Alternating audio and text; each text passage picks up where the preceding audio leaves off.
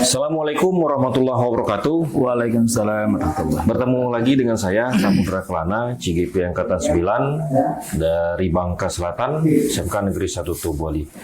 Pada kesempatan ini saya akan melaksanakan wawancara modul 3.1, yaitu pengambilan keputusan berdasarkan nilai-nilai kebajikan. Pada kesempatan ini saya sudah berada di ruang Bapak Kepala Sekolah SMK Negeri 1 Toboli. Assalamualaikum Pak. Waalaikumsalam Apa kabarnya, sehat Pak ya? Alhamdulillah. Pak Samudra sama ya? Alhamdulillah sehat Pak. Silakan Pak. Perkenalkan diri. Assalamualaikum warahmatullahi wabarakatuh. Nama saya Arianto, Kepala SMK Negeri 1 Toboli.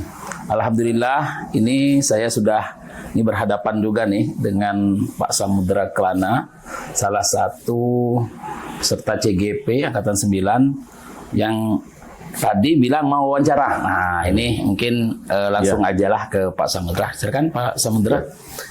Terima kasih Pak atas waktunya, telah memberikan waktu saya untuk melaksanakan wawancara tentang pengambilan keputusan Pak. Oke. Tentang nilai-nilai kebajikan. Nah, kita mulai Pak ya? Iya, mulai. Oke Pak, selama Bapak menjadi kepala sekolah, ini pastinya Bapak pernah mengalami masalah-masalah yang pelik nih Pak. Jadi ketika Bapak memutuskannya itu penuh dengan dilema. Nah, bisa tolong Bapak ceritakan Pak, apa masalah itu dan bagaimana Bapak menyelesaikan masalah itu Pak? Oke, Pak Samudra, tentunya selama saya menjadi kepala sekolah, tentu permasalahannya banyak Pak. Iya. Permasalahan banyak. Mungkin ini salah satu saja, yaitu mungkin karena yang berhubungan dengan tugas saya, tupoksi saya sebagai kepala sekolah, yaitu melaksanakan pembinaan terhadap pegawai. Tentunya ada permasalahan mengenai disiplin guru. Ya, guru ini tidak melaksanakan tugas. Ya, mungkin pada saat jam-jam sekolah dia harus berada di sekolah, tapi dia tidak berada di sekolah. Jadi efeknya tentunya proses pembelajaran tidak berjalan dengan baik. Nah, kelas kosong dan anak-anak tidak belajar. Nah, mungkin itu permasalahan. Efeknya apa? Efeknya adalah saya memberikan suatu keputusan, yaitu surat peringatan SP1 kepada yang bersangkutan. Nah, itu mungkin permasalahannya. Mungkin tapi ini memang sesuai dengan aturan. Nah, ini memang untuk menyelesaikan suatu permasalahan yang ada di sekolah, seperti itu Pak. Oke, baik Pak. Berdasarkan masalah yang Bapak ceritakan tadi, dan saya cross check juga dengan materi pembelajaran yang kami pelajari di modul 3.1 ini Pak, tentang pengambilan keputusan berdasarkan nilai-nilai kebajikan. Jadi ada dua kategori permasalahan. Yang pertama itu dilema etik, ketika kita memutuskan suatu masalah dan kita dihadapkan dengan dua solusi. Yang keduanya itu sama-sama benar. Dan yang kedua yaitu bujukan moral. Dan apabila permasalahan itu merupakan kebenaran melawan kesalahan, jadi itu dikategorikan sebagai bujukan moral. Nah, kalau kita kembali lagi dengan masalah yang Bapak jelaskan tadi, menurut Bapak, apakah kategori dari permasalahan tersebut, apakah termasuk dilema etik atau bujukan moral Pak? Oke. Ini ya antara keputusan saya benar untuk memperbaiki ya, berarti itu ya, berarti itu etika ya, etika moral berarti Pak Samudra. Jadi gini maksudnya, mungkin pemahaman saya ya mengenai moral itu, saya memberi keputusan untuk memperbaiki. Nah, mungkin ini kebenaran untuk menjadi efeknya benar, seperti itu. Mungkin ke situ Pak, etika moral Pak. Kalau menurut saya mungkin seperti itu. Etika moral. Dilema etik. Dilema etik ya. Moral. Oke, sip. Nah, selama Bapak mengambil keputusan tadi Pak, pasti masalah-masalah tersebut memiliki solusi yang sama-sama benar atau mengandung nilai kebajikan. Nah, bagaimana Bapak mengambil keputusan tersebut Pak? Iya, tentunya begini Mas Samudra ya, keputusan saya untuk memberikan surat peringatan SP1 itu ingin memperbaiki proses yang ada, disiplin guru. Ya, tentunya saya mengambil keputusan sesuai dengan aturan. Aturannya seperti ini, ya mungkin SP1 larinya nanti ke SP2, SP3. Nah, seperti itu kan. Aturannya sudah ada seperti itu. Itu memang kapasitas dari kepala sekolah. Nah, tentunya efeknya itu adalah untuk memperbaiki, yang bersangkutan, guru yang bersangkutan. Nah, menurut saya itu memang satu keputusan itu sudah baik saya laksanakan seperti itu Pak. Iya, baik Pak. Jadi ketika Bapak mengambil keputusan tersebut berdasarkan regulasi yang ada. Apakah ketika Bapak mengambil keputusan tersebut ada faktor-faktor lain yang mempengaruhi Bapak seperti faktor kemanusiaan, faktor kasihan dalam memutuskan masalah tersebut, Pak? Tentu ada, Pak. Ya. Nah, jadi proses memberikan keputusan ini bukan serta-merta saya lakukan langsung melihat satu sisi atau sewaktu, Pak. Jadi intinya pembinaan itu sudah saya menilai nih ya, kepala sekolah menilai itu kan ada penilaian tahunan, per semester seperti itu, Pak. Jadi tentunya dari segi moral keputusan itu juga saya sudah pertimbangkan, Pak. Jadi efek positif dan negatifnya, karena tentunya ini sangat berpengaruh sekali terhadap kinerja pegawai tersebut gitu. Kenapa?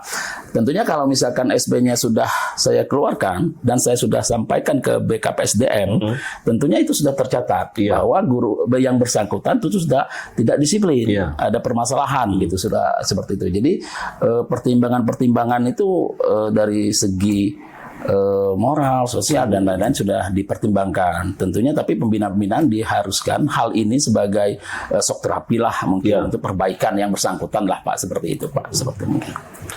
Baik, Pak. Dari hal-hal yang Bapak putuskan tadi, adakah hal-hal yang Bapak anggap efektif, Pak, dalam mengambil sebuah keputusan ini? Tentunya ini efektif, Pak. Efektif karena setelah saya berikan SP, kedepannya sudah baik, yang bersangkutan sudah baik. Intinya sudah melaksanakan proses, tapi memang harus tetap diawasi, dalam artian masih dikontrol dan ada suatu pembinaan terus, Pak. Jadi tindak lanjut, evaluasi dan lainnya sudah tetap dilaksanakan. Jadi efeknya tetap ada, hal positifnya juga ada untuk memberikan seperti itu, Pak. Iya. Terus, Pak, dalam Bapak mengambil satu keputusan tentang masalah dilema etik ini, apakah ada tantangan-tantangan, Pak?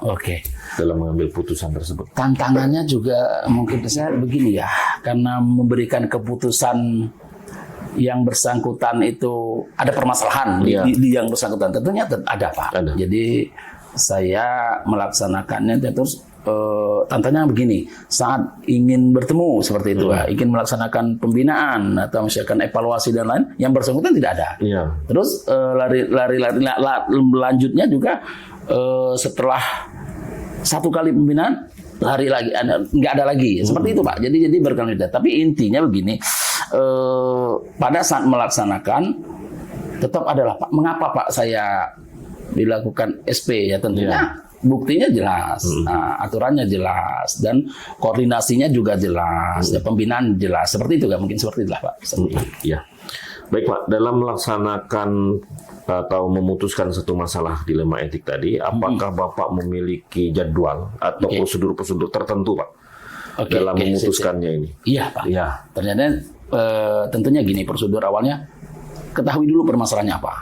Nah, jadi misalkan permasalahannya sering nggak masuk dan lain. Tentunya setelah itu ada pembinaan, pemberitahuan, komunikasi. Saya tanya apa permasalahan dan lainnya. Seperti itu prosedurnya berjalan terus. Nah, sampai pada kalimaksnya, akhirnya tentunya saya harus masukkan, karena tentunya proses yang saya laksanakan, prosedur waktu yang saya laksanakan seperti itu, ada perubahannya. Tentunya kalau tidak ada perubahan, saya melaksanakan SP-nya. Itu sudah puncaknya, Pak. SP itu sudah keluarkan, sudah puncaknya. Jadi seperti itu, Pak. Jadi ada prosedur, langkah-langkah, aturan-aturan saya sampaikan. Misalkan Anda sudah saya SP-kan, ini efeknya. Ini aturan yang memperkuat saya mengeluarkan surat pernyataan, itu harus jelas, Pak, seperti itu. Jadi kalau tantangannya bersangkutan adalah seperti itu, Pak. Efeknya juga ada. Baik, Pak. Berarti dalam memutuskan satu masalah etik dan juga masalah rujukan moral, berarti Bapak memiliki prosedur-prosedur tertentu untuk bisa memutuskan satu masalah. Nah, kemudian dalam memutuskan masalah ini, Pak, apakah Bapak berkoordinasi atau memiliki orang-orang tertentu yang Bapak mintai pertimbangan ketika Bapak ingin memutuskan satu masalah atau sangkut pautnya dengan masalah dilema etik ini? Oke, tentu Pak Samudra, ya sebagai kepala sekolah tentunya ada atasan saya juga dan ada rekan kerja seperti itu. Kalau atasan ya saya kalau membutuhkan sesuatu ya berkoordinasi Pak. Tentunya kalau misalkan di sekolah atasnya Capdin wilayah 3 dalam hal ini. Jadi kita koordinasi dulu. Pak, permasalahan guru ini seperti ini. Ya tentunya mereka silakan Pak pembinaan dulu. Nah, puncaknya kan sudah tidak bisa kita bina, kita koordinasinya seperti itu Pak. Jadi dengan Capdin 3 lebih atas lagi ke Dinas Pendidikan Provinsi Kepulauan Bangka Belitung. Tentunya saya punya itu yang ke atas ke instansinya ya. Tapi kalau di dalamnya tentunya saya berbicara juga konsultasi dengan yang mengurus masalah kepegawaian juga. Kasubag TU-nya dilihat ya, aturan-aturan menurut Kasubag TU-nya aturannya apa juga sama-sama, terus catatan kehadiran. Nah, juga dengan catatan juga dengan wakil kurikulum Pak. Wakil kurikulum tentunya karena proses pembelajaran dan lain-lainnya itu ada pada datanya itu ada di wakil kurikulum seperti itu. Jadi dinas ke Subag TU wakil kurikulum seperti itu.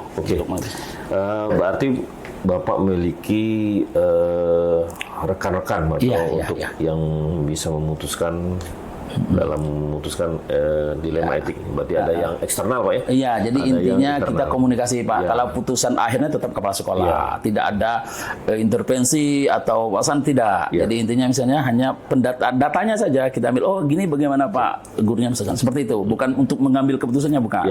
Seperti itu Pak. Oke, baik Pak. Terakhir nih.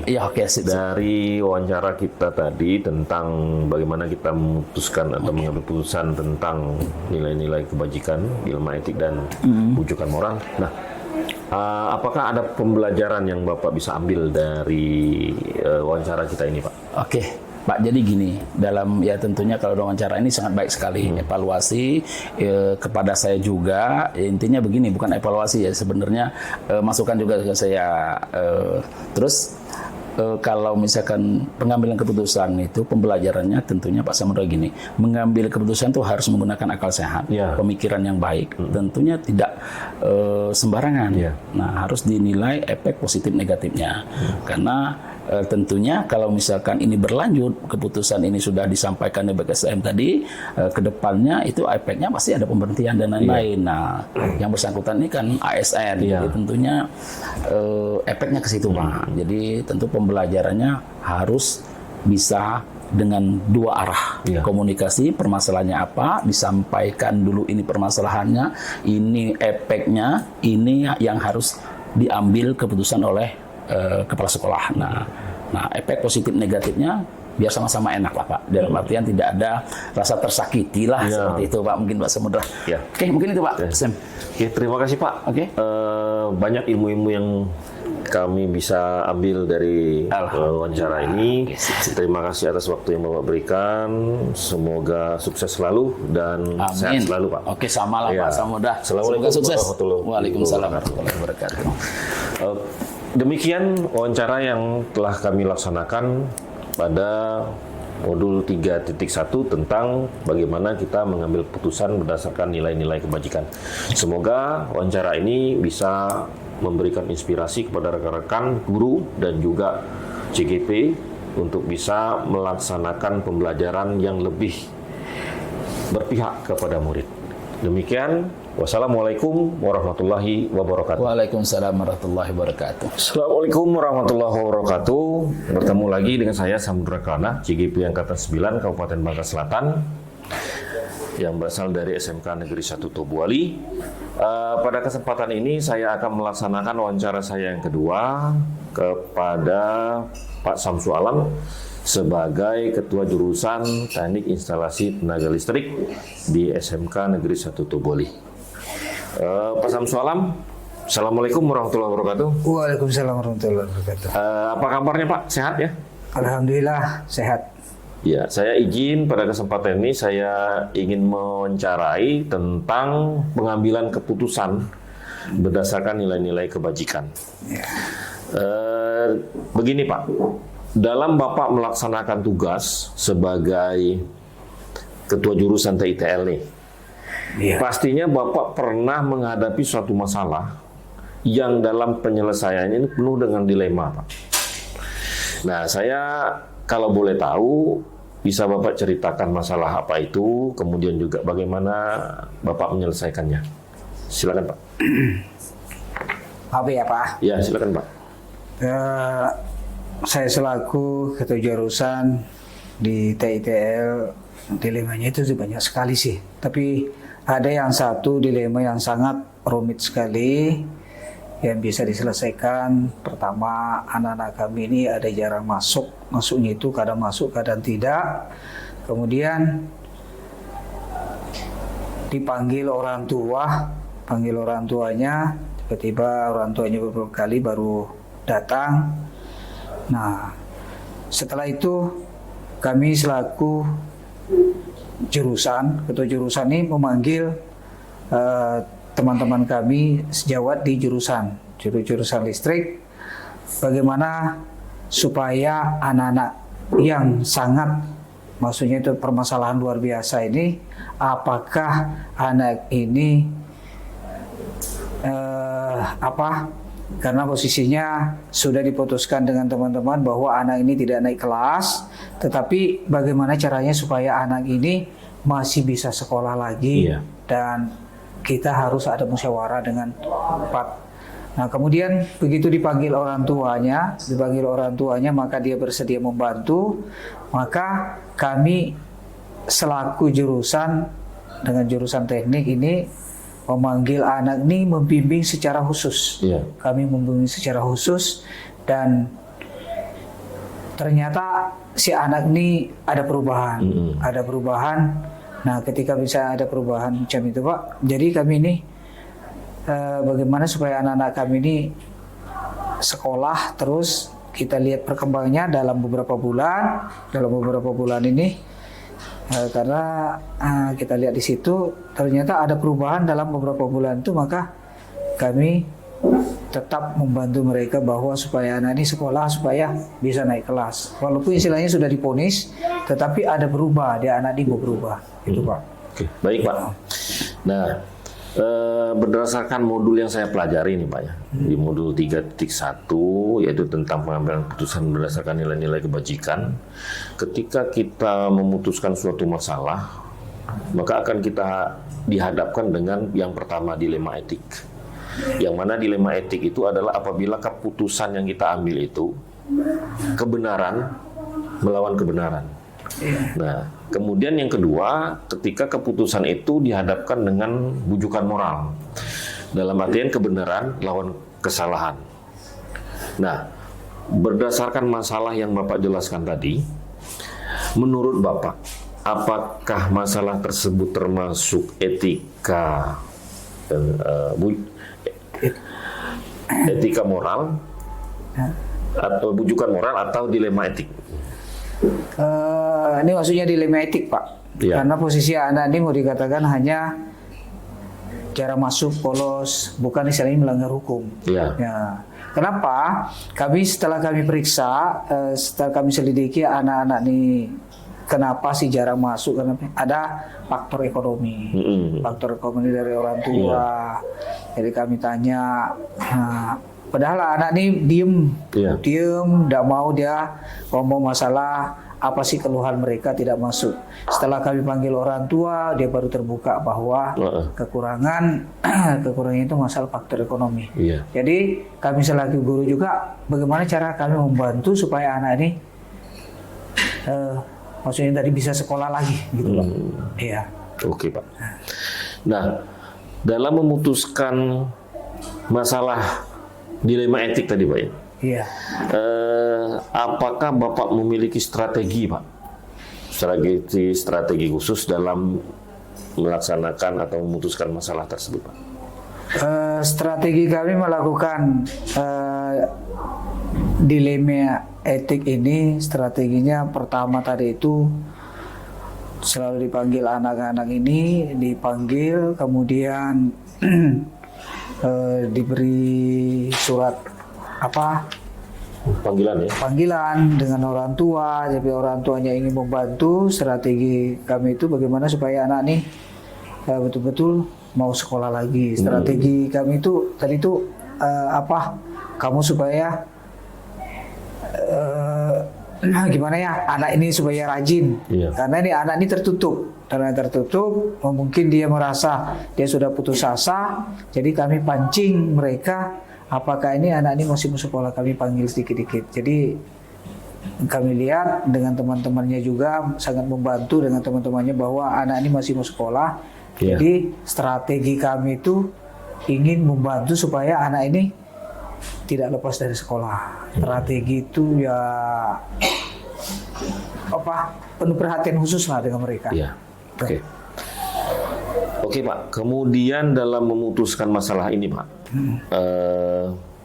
apakah ada hal-hal yang Bapak anggap efektif? Tadi berarti sudah melakukan pendekatan-pendekatan Pak kepada wali murid, kemudian juga kepada siswanya. Nah, dari hal-hal tersebut, apakah ada tantangan Pak yang Bapak hadapi dalam mengambil keputusan dilema etik ini? Tantangan yang saya hadapi pertama itu dari dewan-dewan guru yang mengajar. Dewan guru yang mengajar bahwa karena sang anak ini ketika misalnya dia absen banyak alpanya, nah sang guru ini akan memutuskan bahwa anak ini nilainya kecil, bahwa ada nilainya kecil, kemudian dia mengatakan bahwa ini saya tidak sanggup mengajarnya mereka. Jadi tantangan saya itu bagaimana supaya saya membujuk anak ini supaya dia bisa berubah, dekat dengan guru, kemudian dia minta maaf bahwa bikin surat perjanjian atau bikin janjian khusus bahwa sang anak ini masih mau sekolah, diyakinkan kepada guru yang bersangkutan tadi. Kalau masalah. Oke Pak. Nah, dalam menyelesaikan masalah dilema etik tadi Pak, apakah Bapak memiliki prosedur atau jadwal-jadwal tertentu Pak dalam menyelesaikannya? Jadwal khusus ini sebenarnya sih ada Pak. Ada ya? Karena setiap kali ada anak permasalahan dalam beberapa hari tidak masuk, kemudian nanti sang guru ini ada istilahnya, guru-guru ini melapor kepada wali kelasnya melapor kepada di jurusan. Jadi nanti prosedurnya gitu Pak. Jadi nanti kami selaku jurusan juga mengambil waktu-waktu yang tepat, kemudian mengumpulkan semua guru-guru yang mengajar mereka bahwa permasalahan apa sih yang sangat tepat supaya anak ini sekolah. Jadi kami bikin jadwal-jadwal tertentu supaya tidak mengganggu jadwal kegiatan pelajaran yang lain. Gitu Pak. Oke Pak.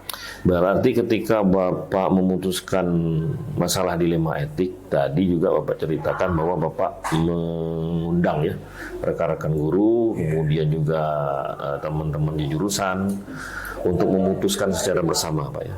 Oke. Nah ini terakhir Pak, dari percakapan kita ini tentang mengambil keputusan dengan nilai-nilai kebajikan, pelajaran apa Pak kira-kira yang Bapak bisa ambil ketika kita memutuskan satu masalah yang dihadapkan dengan dilema etik ini?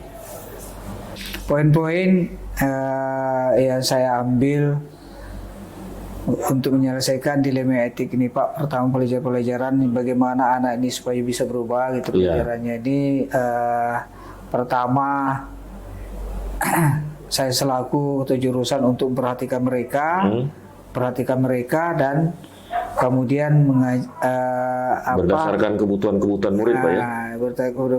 Kemudian dekat dengan mereka, kemudian selalu mengajari apa sih kekurangan mereka. Nah itu pelajaran saya misalnya dekat dengan mereka Pak. Kalau kita dekat mereka, kemudian kita selaku yang misalnya yang beragama Islam ya kita arahkan ke yang baik, misalnya sholat tepat pada waktunya, begitu juga belajar ya Pak.